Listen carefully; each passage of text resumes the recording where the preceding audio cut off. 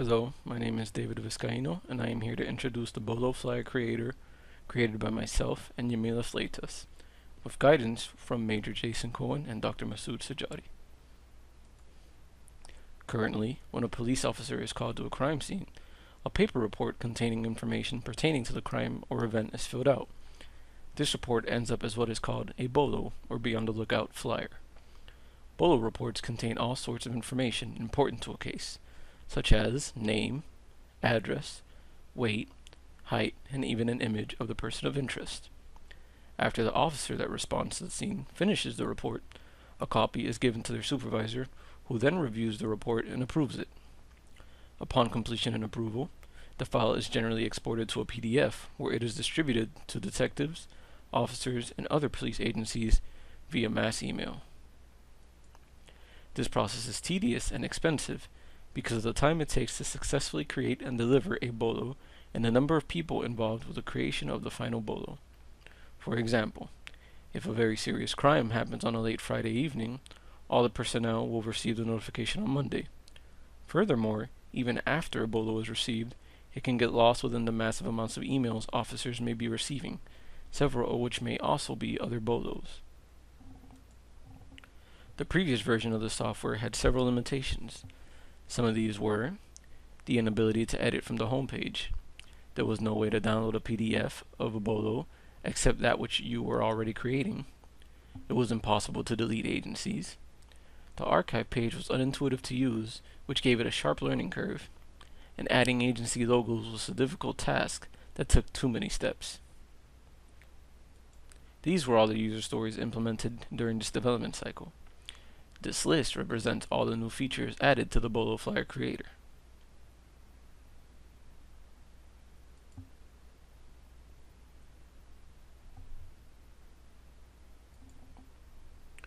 Our system was designed to reduce the time it took from when a crime is reported to when a BOLO is distributed. This needed to be done in a way that would allow first responders to easily create the BOLOs. An officer would also need to be able to create a BOLO on site from their mobile device, while a supervisor needed to be able to reject BOLOs even if they were already created, making this a sort of passive acceptance and active rejection system, while still having access to all the rights a regular officer has. But they should also be able to edit all BOLOs belonging to their agency. Lastly, an administrator would need to handle the entire system, which includes control over all BOLOs and all agencies, as well as user registration and other sensitive tasks. Just like a Tier 2 user, the administrator also has the ability to create and edit BOLOs, although they are able to edit all BOLOs regardless of agency. Throughout the development of the software, one main system architecture style was used, the client server. This was due to its ease of implementation, along with the way it stays lightweight on the user end, requiring no download on the end user system. This diagram shows how the system was deployed. As you can see, our software was designed to support both desktop computers and mobile devices, both of which happen to connect via the same method, HTTP. After the firewall allows the connection through, the device or devices are connected to an Apache server hosting WordPress, which in turn hosts our code. Any changes done to the database, such as creating or removing a BOLO, are done via a connection to the MySQL database. In this diagram, we can see that both the database and the server are in the same device, BOLO host, but it is entirely possible, and quite easy in fact, to have the database be in one computer and the Apache server in another computer. The hardware requirements are relatively low, requiring a computer running Windows 7 64-bit or higher, with a recommended 4 GB of RAM and any modern processor.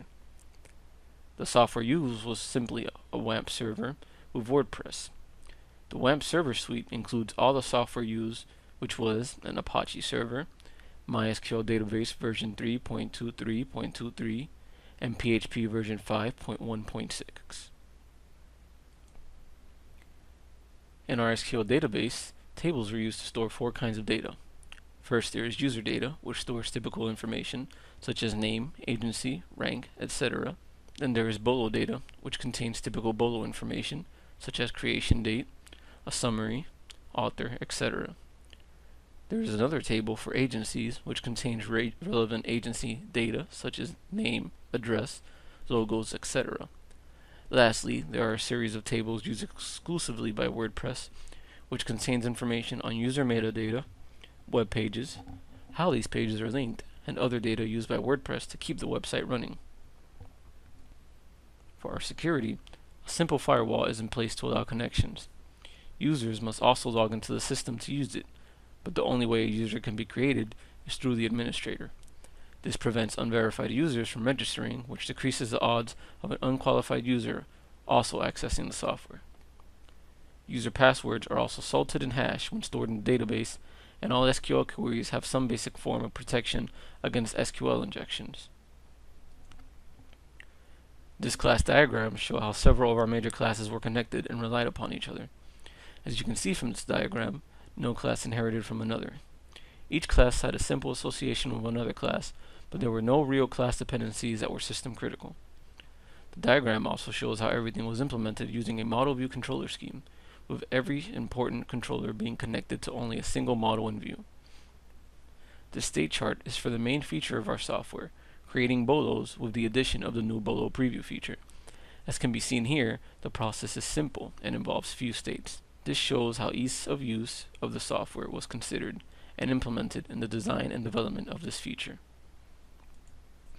For generating a BOLO preview, a different approach was taken to what was done anywhere else. Ajax and jQuery were used in order to bypass the page refresh that occurs when sending a form. A special controller was made to send all form data without refreshing the page. The form data is used to generate a temporary BOLO that is not stored in the database. The type of device is then determined, and if it is a mobile device, a new tab is opened after a certain number of seconds. Otherwise, a modal is displayed showing the generated BOLO. For testing, Selenium and iMacros for the Chrome web browser were used. A sunny day and rainy day test were run for the BOLO preview feature. This sunny day test shows the creation of a regular BOLO and a previewing and saving of said BOLO. This rainy day test was run to test the modal capabilities. Specifically, what was tested was its ability to display on non-standard aspect ratios. Because of this, the same script was essentially used in a wide variety of screen aspect ratios, resolutions, and screen resizing events to verify the functionality of the model and its ability to display the preview. Before concluding this presentation, I would like to present a short demo of our final software. In this demo, I will show the BOLO preview functionality as well as creation. I will also show how BOLO update has been changed and how archive has also been changed. Please enjoy the demo and thank you for your time.